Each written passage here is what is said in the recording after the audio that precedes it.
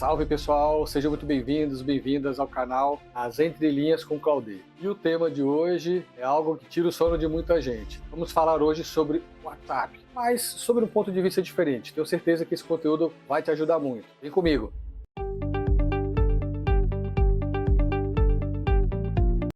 Hoje eu quero começar esse conteúdo de um jeito diferente. Antes de falarmos sobre o uso do WhatsApp na cobrança, é importante que você entenda o contexto no qual ele está inserido. O WhatsApp não é um canal livre, e pelo contrário, é um ambiente regulado pela Meta, com políticas de uso claras e bem definidas. Assim como a Anatel vem fazendo com a questão do uso do telefone. No começo desse processo tinha de tudo um pouco. Agora, a Anatel vem regulando, fazendo com que as coisas funcionem da melhor forma. Talvez não para as empresas de cobrança, mas certamente para o cliente que acaba sendo vítima de alguns abusos e principalmente de fraudes. Dentro dessa política da Meta, existem vários assuntos que são muito sensíveis e a cobrança é uma delas. Apesar de estar declarado lá na página da Meta, a cobrança é um dos elementos proibidos, a forma como se fazer essa cobrança, ela tem espaço, ela tem brecha. É preciso entender. Na prática, a cobrança está enquadrada numa categoria que indica para esse tipo de assunto, a Meta ela regula mais, ela monitora mais e, naturalmente, a sua operação, o seu negócio acaba ficando mais exposto. Com isso, antes de você falar em solução, escala, automação, é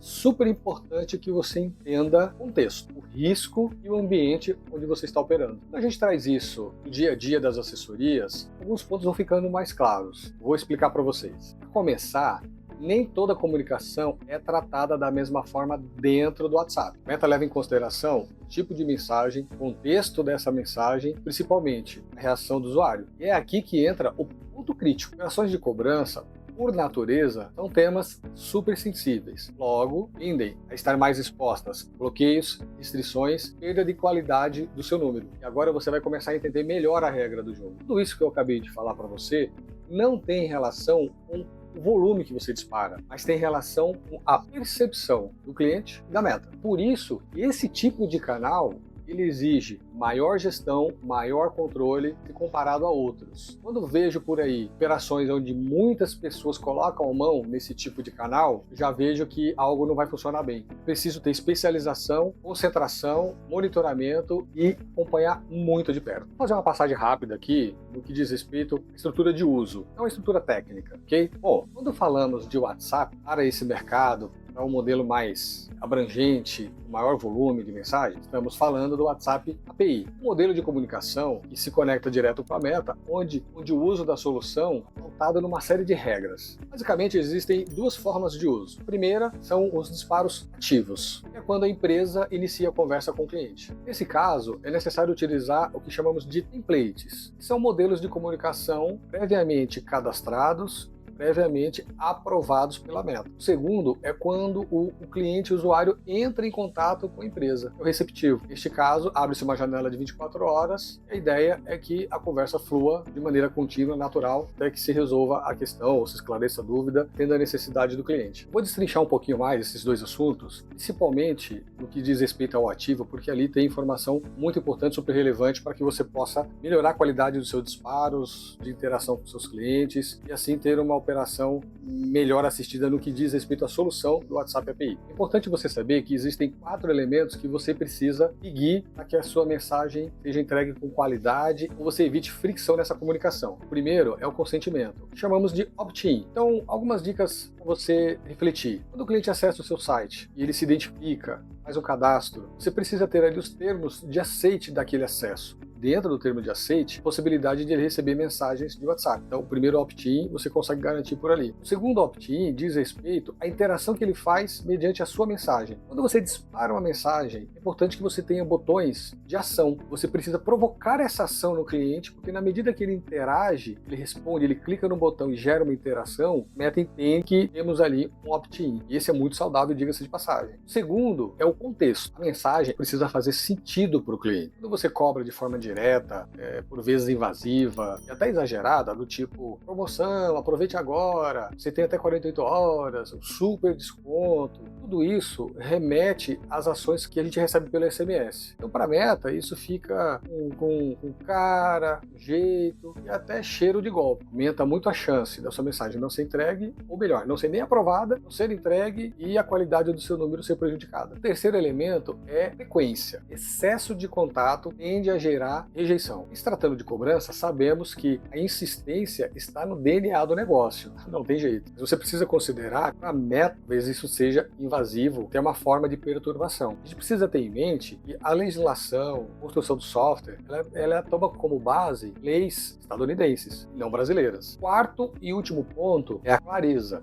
Aqui, o enredo é simples. Quem está falando, por que está falando, qual é o assunto e o que você espera do cliente. E neste ponto é onde muita empresa perde número, perde a qualidade do número, enfim, é uma tragédia. Por quê? Imagine você enviando uma mensagem para o seu cliente. Eu sou da empresa A, apresento a empresa B, preciso falar contigo sobre esse assunto. E quando a meta pega essa mensagem, ela lê empresa A que representa a empresa B. E lá no cadastro tem a empresa C. Resultado, suspensão, restrição, banimento, um caminho sem volta. Agora que você entendeu quais são os elementos que devem compor a sua mensagem, seu template, você precisa entender quais são as 4 categorias de comunicação com o cliente. Marketing, comumente utilizada nas operações, carrega elementos como emoji, um texto mais elaborado, variáveis, links. A utilidade, que é o desejo, é o sonho de consumo da cobrança, porque o custo dela é muito menor comparado com a marketing, mas a meta é muito rígida nessa questão, nesse quesito. Qualquer variável, a comunicação um pouquinho diferente, ela já classifica ou reclassifica como marketing, e aí não há o que você possa fazer. Ou você desiste ou você segue a regra. O terceiro é autenticação, comumente utilizado para envio do token, envio de um código de autenticação, coisas do tipo. E, por fim, serviços. E traduzindo aqui para o nosso mundo, é o receptivo, quando o cliente entra em contato com você. Ainda dentro do contexto do disparo ativo, a Meta disponibilizou uma dinâmica chamada MM-Lite, que é o Marketing Message Lite. Trazendo aqui de uma forma bastante simplista, o cenário é o seguinte: você carrega uma base de acionamento, por exemplo, 1000 disparos. Você sobe na plataforma e efetua esse disparo. O que a Meta vai fazer? Vai identificar aqueles números, vai olhar na base dela se existe algum tipo de manifestação, reclamação, denúncia, falta de engajamento de alguns desses clientes da sua base de envio. Ela vai enviar essas mensagens apenas para os clientes que têm algum tipo de aceitação. E aceitação para ela significa interação. Então, se esse cliente não interage, não responde, tipo que faz denúncias, do tipo que não aceita algum tipo de abordagem, a Meta não vai entregar. Logo, a sua base de 1000 casos carregados talvez tenha 30%, 40% de envio. E aí você começa a extrair algumas lições a partir desse processo. Observe aqui o envio, nessa modalidade MM-Lite, está muito mais atrelada à qualidade da sua conta e à forma como o usuário reage à sua mensagem. Não tem absolutamente nada a ver com o volume. Ou seja, se o cliente tem um perfil qual ele interage, a Meta entrega. Se ele não interage, a Meta não entrega. Simples assim. Por outro lado, quando você não usa essa dinâmica do MM-Lite e simplesmente faz o disparo ativo de forma normal, tradicional, o que acontece? Você força uma situação. Quando você força essa situação, o impacto reflete na qualidade, na saúde do seu número. É o que a gente chama de quality rating. E nada mais é do que uma classificação da saúde do seu número, alta, média e baixa. Vou falar um pouquinho mais sobre esse assunto um pouco mais adiante. O que é importante você extrair desse olhar é o seguinte: se não há entrega, não há interesse. Então você não deve forçar o cliente num canal no qual ele não quer interagir com você. Ele não quer ter interação neste canal. E aí você pode tentar outros meios. Bom, e quando o cliente entra em contato com você, aí você pensa, se é o cliente que está entrando em contato comigo, não tem o risco de banimento. Aí você se engana. Em sim. Agora, como é que você contorna essa situação? Vamos supor que você acionou o cliente e o cliente retornou fora do horário de expediente da sua operação, partindo do princípio que seja uma operação com atendimento humano. O que é muito comum, o cliente dá com a cara na porta. Como é que você contorna isso? Você implementa um chatbot, seja ele para direcionar o cliente ou para dar assistência, prestar o atendimento e resolver a situação daquele cliente, que é o melhor do cenário. O importante aqui é você pensar em duas coisas. A primeira, resolver o problema do cliente. A segunda, garantir a satisfação dele. Nessa altura do campeonato, você já deve ter entendido, para além da tecnologia, a Meta preza muito pela governança da sua solução. E na prática, onde começam os riscos? Bom, a falta de consentimento, frequência exagerada no contexto das mensagens. E em meio a tudo isso, a Meta monitora tudo aquilo que você faz com o cliente. Aqui vale reforçar que o sistema não monitora ou não avalia apenas o que você envia, mas principalmente como o cliente reage ao seu estímulo. Esses sinais, eles são determinantes na tomada tomada de decisão junto à meta. Agora, qual é a parte ruim? Nós não temos nenhum tipo de acesso a esse conteúdo que é riquíssimo. Não sabemos quem denunciou, quem não gostou do template, se a qualidade do template foi legal. Não temos isso de uma maneira granular, de uma forma mais objetiva, possamos transformar num indicador objetivo. A questão principal não é o que pode ou o que não pode, mas sim como isso está sendo percebido. Vale o reforço. E sim, é um exercício diário, não tem outro caminho. Falando nisso, um dos pontos cruciais aqui são as métricas. E você deve estar se perguntando,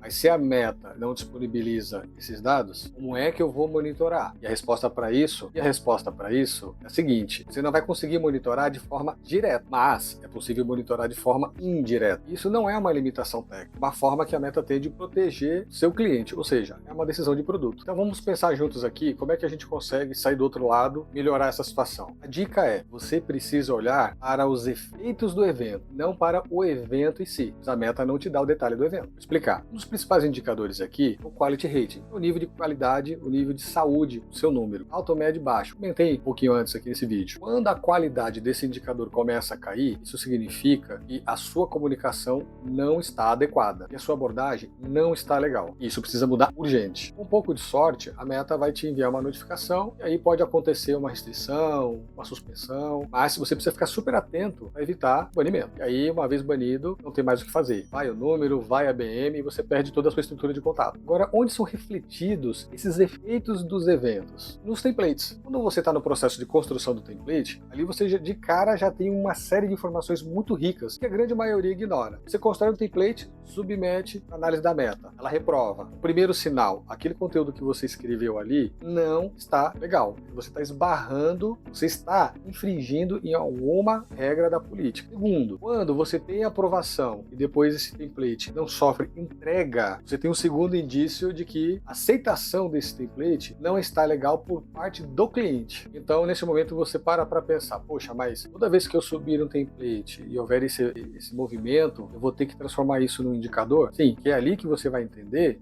onde você precisa melhorar. Você sobe um tipo de template, meta avalia, recusa. Aí você vai lá e muda uma ou duas palavras. Aí a meta vai e aprova. O que vai acontecer depois? Provavelmente esse template não vai performar. Ele não terá engajamento com o cliente. Por isso é muito importante que você reflita, analise, construa algo considerando os elementos que eu já comentei nesse vídeo. Além disso, existe uma outra linha que você pode utilizar, aí sim, você não depende de questões indiretas e nem de percepção. E é o funil do atendimento no WhatsApp. De forma bastante simples. Base selecionada, base enviada, taxa de envio, taxa de abertura, taxa de leitura, taxa de resposta, é o momento em que o cliente interage com você ou com o seu chatbot, a taxa de conversão, pagamento, ticket médio, as etapas que você já conhece. A partir dali é muito similar ao que acontece na telefonia. Por fim, tem um outro indicador, tempo de interação. Então, quanto tempo o cliente leva interagindo na sua jornada de atendimento? Sua jornada ela tem 3 macro etapas: a adesão, interação e a conclusão. Então, em cada uma dessas etapas, e aí você pode abrir isso mais detalhes de acordo com o seu negócio ou de acordo com a sua jornada, mas de forma macro são 3 etapas. O cliente passou da primeira, ele desistiu. Quanto tempo ele interagiu? 2 segundos. Poxa,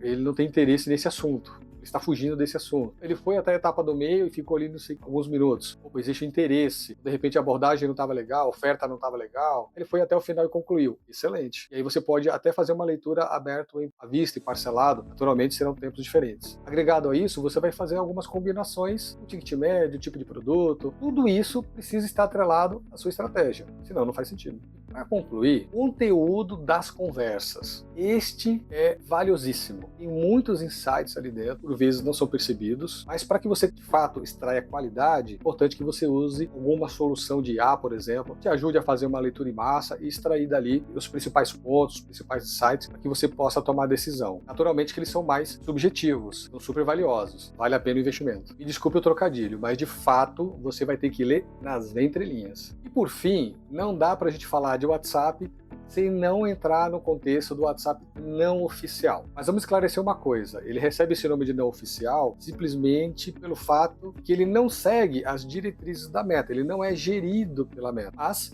O mercado oferece ele de uma maneira bastante ampla, tem várias empresas que fornecem esse tipo de serviço. Ele tem algumas vantagens, tá? Quais são? Primeiro é a agilidade na implementação. O fato é muito rápido de implementar. Os fornecedores entregam para você uma solução pronta. Eles fazem toda a gestão dos números, então você tem ali caso de troca de número, uma substituição relativamente rápida, que dá dinamismo para o seu negócio. O terceiro ponto é que você consegue escalar rápido. Então, se você estiver disposto a investir e tiver mais papel para acionar, você consegue escalar isso muito rápido. O quarto ponto diz respeito ao investimento. Em geral, é mais competitivo do que o WhatsApp API. As plataformas oferecem uma série de recursos que são muito compatíveis com os que são oferecidos na plataforma WhatsApp API. Então, gestão, atendimento, conexão com chatbots, toda uma facilidade de relatórios, tem toda uma facilidade ali que envolve esse ambiente. Agora, por outro lado, essas mesmas plataformas carregam uma série de riscos. E é importante você saber. O primeiro risco é o mais conhecido, que são os bloqueios dos números. Como esse tipo de operação não segue as diretrizes do WhatsApp oficial, do WhatsApp API, eles estão sujeitos a banimentos, a bloqueios. Isso acontece a todo momento com uma frequência até relativamente grande. Além da perda, da substituição do chip, isso pode gerar uma eventual perda de histórico, além da necessidade de retomar a conversa com o cliente, que vai entrar por um outro número. O segundo risco é instabilidade. Como ela não segue um padrão WhatsApp API, as ferramentas podem parar de funcionar a qualquer momento, sem aviso prévio, ou sofrer instabilidades, que é muito comum. E isso impacta diretamente a previsibilidade de resultados, uma vez que, quando ela fica off, a operação fica parada. O terceiro elemento dessa história toda é a reputação. Isso gera uma certa desconfiança por parte do cliente. O cliente ele é bombardeado por mensagens falsas, envolvendo fraudes, e quando chega mais uma, com jeito de fraude, com cara de fraude, a chance dele evoluir, de ele clicar em qualquer coisa, de ele retornar, cai bastante. Até porque a sociedade acaba sendo bastante orientada nesse sentido. Olha, se você não conhece, se você não sabe do que se trata, não clica, não acessa, apesar de que muita gente cai em golpes, em fraudes, e a gente vê aí todo dia nos noticiários vários e vários casos. Mas não dá para contar com a sorte, mas precisa ser profissional. E se por algum motivo o cliente vê a sua marca, o nome da sua empresa, ele associar aquilo à fraude, esquece. Você não consegue mais falar com esse cliente, nem interagir no WhatsApp, no telefone, por outro meio. O quarto e último ponto diz respeito à governança. Sem governança, você não tem gestão dos dados, você não sabe para onde vai, o que está acontecendo, você está sujeito, fica exposto a fraudes e outras questões, infelizmente. O meu objetivo aqui não é dizer para você o que você deve ou não deve fazer, mas sim de te dar clareza para você decidir. No fim, não existe certo ou errado. O que existe é decisão. Toda decisão precisa levar em consideração os riscos, os impactos e a sustentabilidade do negócio. Espero que esse conteúdo tenha sido útil para você, que te ajude no dia a dia. E agora sou eu quem precisa da sua ajuda. Curta esse vídeo, deixe o seu joinha aqui embaixo, deixe o seu like. Vai lá, clica lá, é rapidinho. Se você não se inscreveu, faça a sua inscrição. Aqui embaixo também está o botão inscreva-se. Vai lá, clica, é rápido, vai me ajudar demais a estar aqui toda semana trazendo conteúdo para você de forma estruturada, de forma simplificada, para te ajudar na sua jornada. Se possível, deixe também o seu comentário. Eu quero saber se você gostou desse conteúdo, se ele te ajudou de alguma forma. Peço que você também siga nas redes sociais, @entrelinhasclaudê. Lá no Instagram, @entrelinhasclaudê. Dá aquela força. E por fim, não menos importante, compartilhe este conteúdo. Afinal de contas, conhecimento bom, conhecimento compartilhado. Um grande abraço.